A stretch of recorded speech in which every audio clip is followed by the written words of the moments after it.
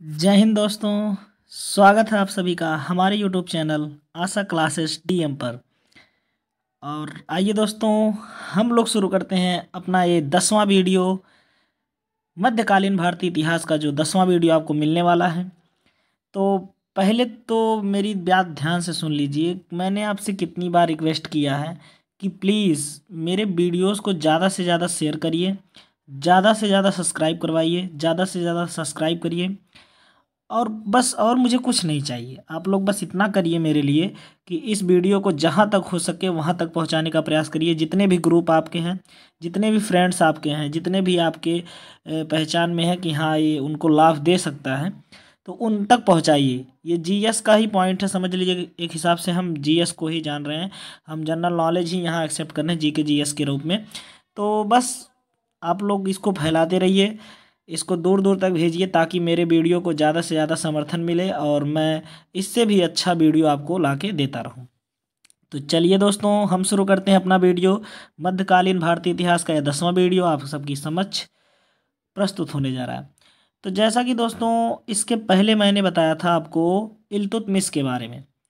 अभी हम पढ़ रहे हैं गुलाम वंश के बारे में, जिसमें आपने देखा संस्थापक कौन था भैया, आपका कुतुबुद्दीन ऐबक। लेकिन वो वास्तविक संस्थापक नहीं था। 1206 ईस्वी में गुलाम वंश उसने रखा नहीं, लेकिन वास्तविक नहीं था।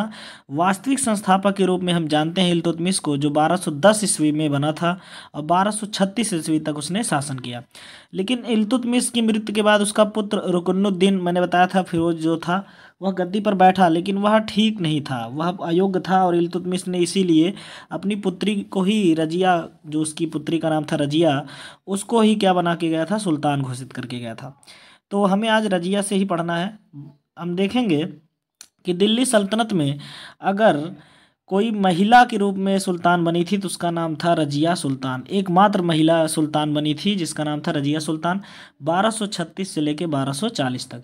तो यह प्रथम मुस्लिम महिला शासिका भी थी। पूरे विश्व में यह प्रथम मुस्लिम शासिका थी।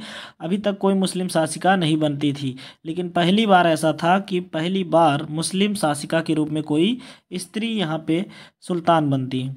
रजिया ने यकूत नामक व्यक्ति, जो निम्न वर्ग का मुस्लिम था, उसको बड़ा पद जो था, वो घोड़ों की रखवाली किया जाता था, उस वो मिला था वहाँ पे। जैसे देखो, घोड़ों की रखवाली करने का एक पद होता था उस टाइम, और वो था यकूत नामक एक व्यक्ति जो वो पद लेकर बैठा था। उसी से ही रजिया प्रेम करती थी। लेकिन उसके प्रेम से जो अमीर थे, मैंने बताया था नहीं था कि राजा का सहयोग कौन लोग करते थे, अमीर लोग करते थे। अमीर लोग खुश नहीं थे और उन्होंने भटिंडा के शासक, भटिंडा का एक शासक था जिसका नाम था अल्तुनिया, अल्तुनिया से रजिया पर आक्रमण करने को कहा। जो भटिंडा का उस टाइम शासक था अल्तुनिया, उससे कहा कि आप रजिया पर क्या करिए, आक्रमण कर दीजिए, ठीक है ना। तो अल्तुनिया ने आक्रमण कर दिया और आक्रमण करके यकूब को हत्या कर दिया और रजिया को क्या बना लिया, गुलाम बना लिया। उसकी हत्या कर दी और क्या कर लिया भैया, रजिया को गुलाम बना लिया। लेकिन रजिया अपनी चाल और सूझबूझ से विवाह कर लिया उससे और पुनः सत्ता पा ली। देखो रजिया ने क्या किया, रजिया ने ऐसा नहीं था कि रजिया मतलब वो उससे हार गई थी। वो चाहती थी कि मतलब हम ऐसा करें कि हमारे पास ही सत्ता रहे ताकि हम इससे बदला ले सकें, ठीक है ना। तो रजिया ने किससे शादी कर ली, अल्तुतुनिया से शादी कर ली, ठीक है ना। परंतु बहराम शाह, बहराम शाह कौन था, यह रजिया का भाई था। रजिया का भाई कौन था, बहराम शाह। 1240 ईस्वी में रजिया और अल्तुतुनिया की हत्या कर दी। अल्तुतुनिया की भी हत्या और रजिया की भी हत्या बहराम शाह ने कर दी थी। कब, 1240 ईस्वी में। उसके बाद हम देखेंगे सत्ता में कौन आते हैं, बहराम शाह, मैंने कहा ना अभी हत्या कर देता है 1240 से 1242। उसके बाद अलाउद्दीन मसूद शाह 1242 से 1246, नसरुद्दीन महमूद शाह 1246 से 1266। ये बस इस टाइम चलते रहे, कुछ खास इसमें काम नहीं हुआ। और यह सत्ता चला रहे थे, केवल केवल बस सत्ता चला रहे थे और गुलाम वंश को आगे बढ़ा रहे थे बस, ठीक है ना।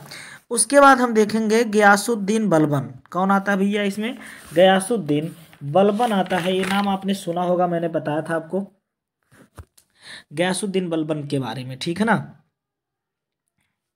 मिनट, गयासुद्दीन बलबन, मैंने गयासुद्दीन बलबन की अगर हम बात करें तो गयासुद्दीन बलबन किस प्रकार का शासक था, बलबनी वंश का। किस प्रकार तक था भैया। बलबनी वंश इसने स्थापना किया था 1266 ईस्वी में।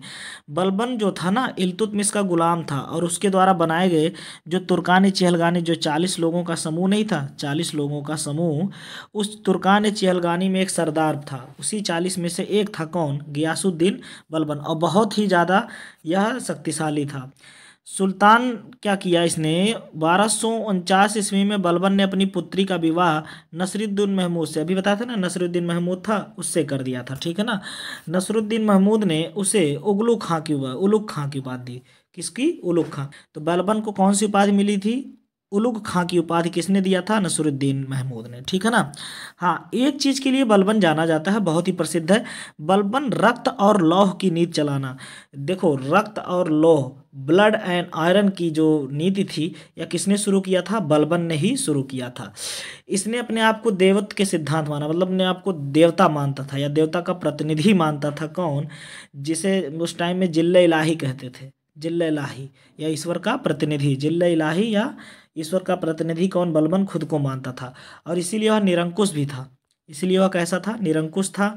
उसने तुर्कान चहलगानी को समाप्त कर दिया। तुर्कान चहलगानी को किसने समाप्त कर दिया था, ये अगर पूछा जाए तो इतना जान लीजिए, किसने खत्म किया था? बलबन ने। और इसकी शुरुआत किसने की थी? इल्तुतमिश ने। मैंने आपको बताया था ना, शमसुद्दीन इल्तुतमिश जो था, इसने शुरुआत की थी तुर्कान चहलगानी का, जिसमें 40 सरदार रहते थे। और तुर्कान चहलगानी को समाप्त किसने किया था? बलबन ने किया था, ठीक है ना। सोच लो, बलबन ने इसको समाप्त किया, और शुरू किसने किया था? इल्तुतमिश ने, ठीक है ना। आगे हम देखेंगे, उसने एक नया सैन्य विभाग बनाया था, जिसको दीवाने अर्ज कहते हैं। दीवाने अर्ज था, इस एक अलग सैन्य विभाग इसने बनाया था, याद रख लीजिएगा। अलग सैन्य विभाग क्या था? दीवाने अर्ज था, ठीक है ना।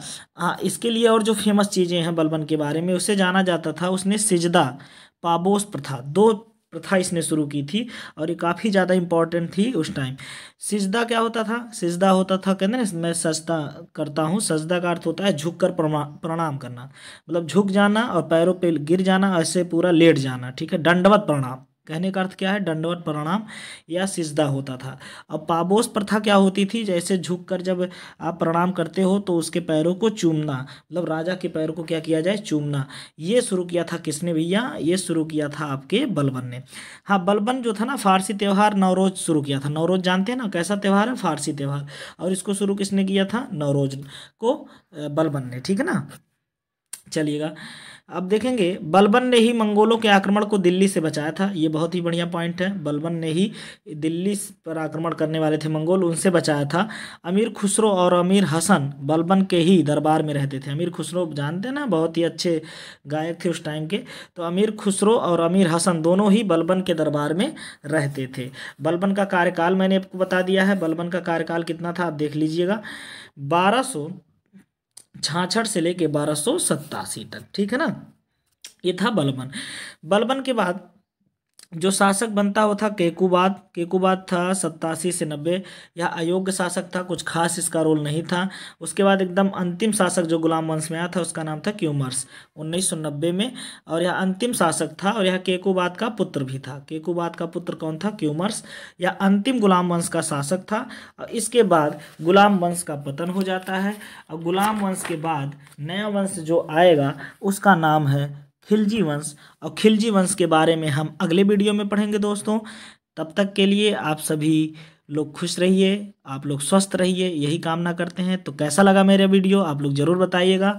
आप लोग प्लीज़ मेरे वीडियोज़ को ज़्यादा से ज़्यादा शेयर करिए, और ज़्यादा से ज़्यादा लोगों तक पहुँचाइए, ताकि ज़्यादा से ज़्यादा सब्सक्राइबर हो जाए मेरे, और मैं और अच्छी वीडियो आपको दे सकूँ। तो चलिए दोस्तों, धन्यवाद। आप लोग स्क्रीनशॉट लेना चाहते हैं तो ले सकते हैं।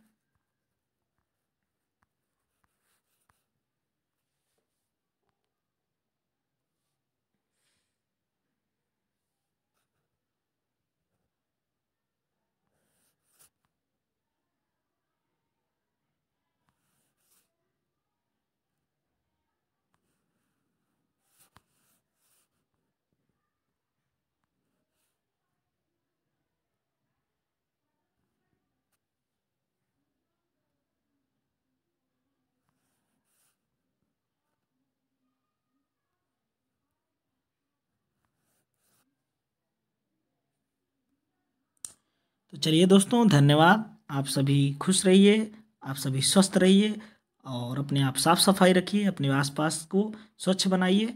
जय हिंद, जय भारत।